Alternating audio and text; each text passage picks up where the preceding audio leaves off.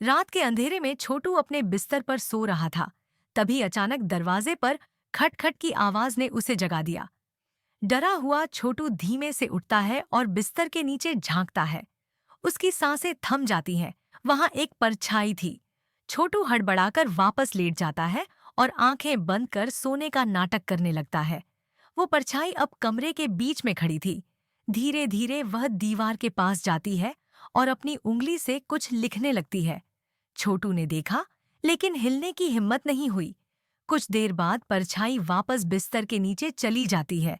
पूरी रात छोटू डर से कांपते हुए सोने का नाटक करता रहा।